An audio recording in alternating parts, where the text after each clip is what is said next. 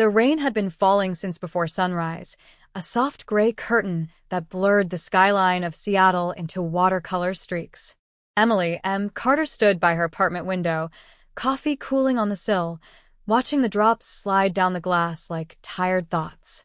It was the kind of rain that made time feel slower, like the city itself was holding its breath. She had been awake since 5, grading essays for her part-time class at the community college before clocking in for her full-time marketing job. 2 screens glowed on her desk, one filled with student submissions, the other with client messages on Slack. Most mornings in her life began like this, quiet, disciplined, overfilled with responsibilities. She never complained, though. That was one of her quiet rules. People who worked hard didn't have time to complain. They just kept moving. She loved her teaching job, even though it barely paid her bills. It gave her a sense of connection. Her students at the community college were young, ambitious, full of questions about branding and digital storytelling. Some of them reminded her of herself at that age, curious but unsure of where to begin. The job in marketing, on the other hand, paid the rent and kept her life practical. Together, they built a rhythm she could live with, even if it left her tired. What weighed heavier, though, wasn't her work. It was the people she loved, especially her cousin Tara. 18 months earlier, Tara and her husband Ryan had been struggling. Ryan had quit his job to launch a tech startup, and their mortgage payments were behind. Tara had called Em late one evening, her voice shaking just slightly under the surface. Could you help us for a bit? We just need someone to take over the condo for a few months while we get back on track. You'd be helping family, and you'd get a great deal. Didn't hesitate. She'd always been the dependable one in the family, the problem solver. She moved into the condo the following month and agreed. That following week, the sky over Seattle seemed to mock Emily's mood. Gray, endless, and heavy, the clouds pressed down on her like a weight she couldn't shake.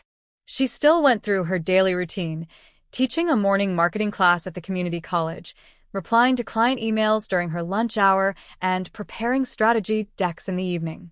But inside, something had cracked. Her cousin Tara had not only failed to thank her for everything she'd done, but had deliberately excluded her from something she'd been part of building. The life Tara and Ryan were living in that condo existed partly because of Emily's sacrifices.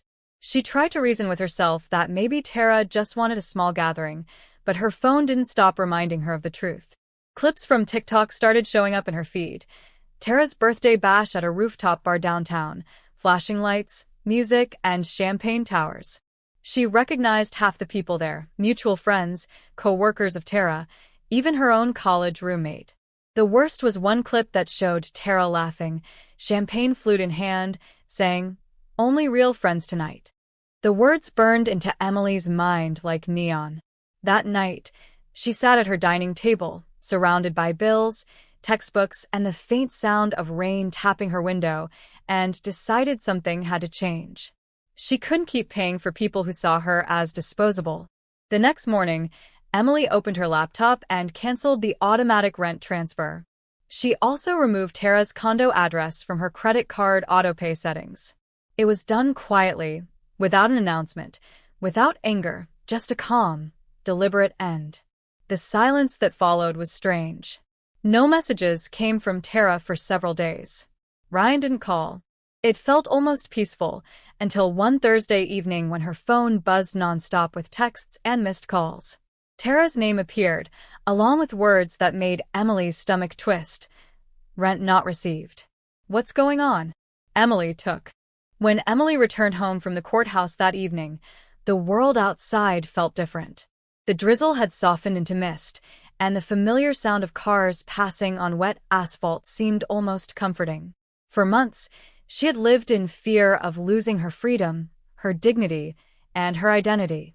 Now, standing in her living room surrounded by the quiet hum of her heater, she finally let herself cry, not the tears of pain she had shed before, but the kind that come after surviving something you never thought you'd get through. The rain tapping against the window felt like applause from the city she had fought so hard to stay strong in. She took off her blazer, hung it carefully on the back of her chair, and brewed a cup of chamomile tea, her hands still trembling with leftover adrenaline. It was over, she thought. Or, at least, this part was. But in the silence that followed, another thought crept in. If she could stand up for herself like that, maybe she could start standing up for her own dreams, too.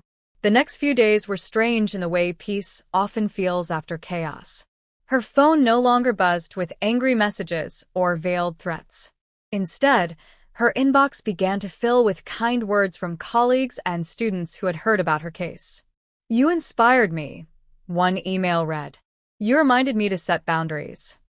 Another said, "You deserve better people in your life." She replied to each one personally, because she meant it. Her supervisor at the college offered her an extended contract, and the local teachers' union invited her to speak about her experience in an upcoming meeting on workplace stress and mental health awareness. For the first time, her pain was being transformed into purpose. But even as she accepted their support, Emily felt a restlessness she couldn't quite explain. She loved teaching, loved mentoring her students, but every time she looked out the classroom window at the gray skyline, she imagined starting fresh somewhere new, a place not haunted. By summer, Rainlight Marketing had become more than a business. It was Emily's second chance at life. The little apartment that once felt temporary now buzzed with purpose. The wooden table in her living room was covered in storyboards, color palettes, and client notes. Every morning, she'd brew coffee, open her laptop, and watch the emails pour in: new clients, partnership offers, invitations to speak at local events. Her days were full but peaceful. The sound of Portland streetcars outside her window replaced the constant tension that had haunted her back in Seattle. Sometimes, between meetings, she'd step outside to a small coffee shop on the corner and chat with the barista, a cheerful college student who always remembered her order. It was small, ordinary things like that made Emily realize she had built something real, something stable. She was no longer surviving. She was living. Her teaching contract with a Seattle college had ended, but she occasionally gave online workshops for marketing students who followed her story after the article went viral. She loved those sessions, the questions, the curiosity, the chance to tell others that their stories mattered. Her old students often sent updates. One got a job at an ad agency, another started her own Etsy shop using Emily's branding advice. It made Emily proud in a way that money never could. She had turned every ounce of pain into something productive. Still, every now and then, she'd catch herself staring out the window, remembering that she once trusted people who saw her only as a resource. Those memories didn't sting the way they used to. They were distant, like echoes fading with each passing season.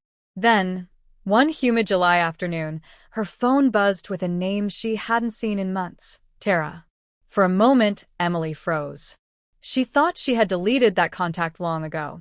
The message preview read, Please. I know I don't deserve it, but can we talk?" Her chest tightened. She set the phone down.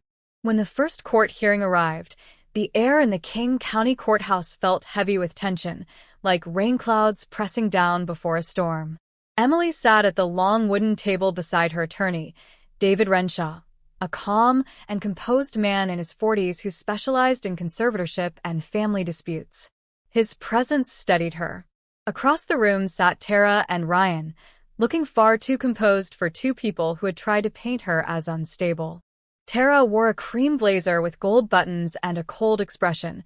Ryan kept his arms crossed, his posture defensive but confident. Emily could feel her pulse in her fingertips, but she kept her chin high.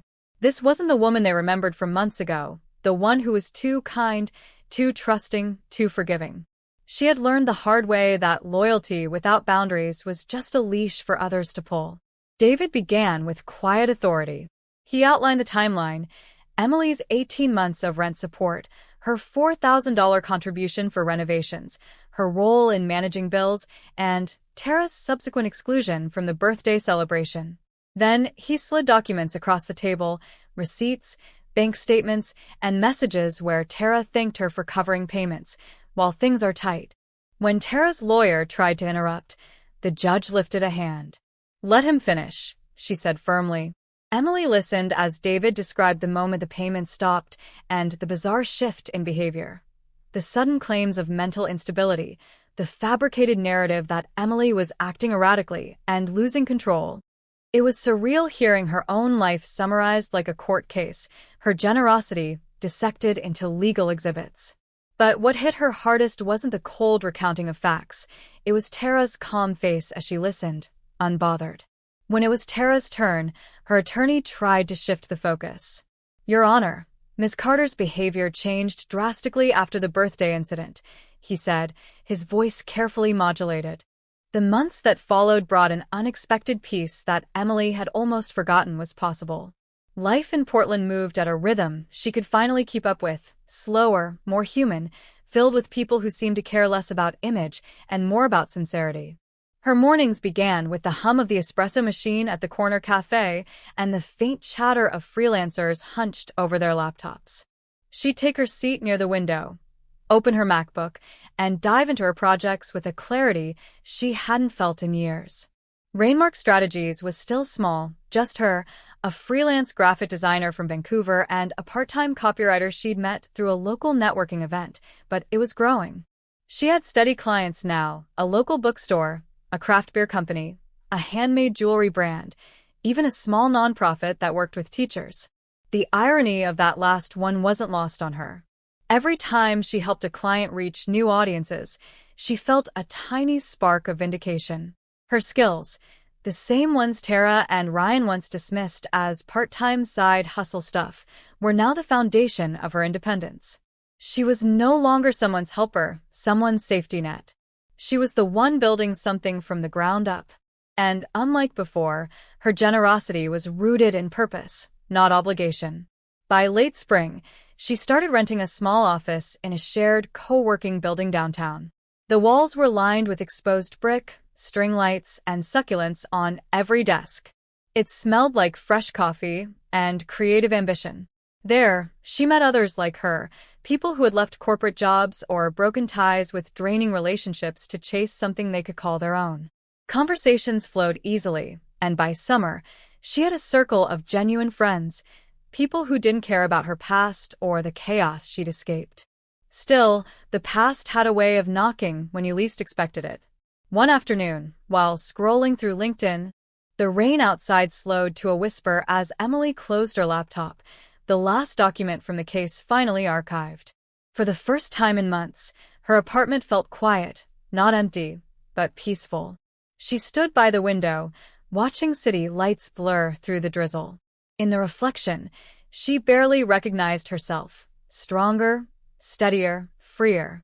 Seattle had taken a part of her, but Portland had given her something better, herself. Her phone buzzed with a message from her lawyer. "Case officially closed. You're free." Emily smiled. The word free hit deeper than she expected. It wasn't just legal freedom, it was freedom from guilt, from obligation, from people who mistook her kindness for weakness. She looked out at the night, whispering, "You can't break someone who's already rebuilt herself." Then she grabbed her keys, locked the door, and stepped into the cool Portland air, ready for whatever came next. The city lights flickered on the wet pavement like quiet applause. Emily Carter wasn't running anymore. She was finally home,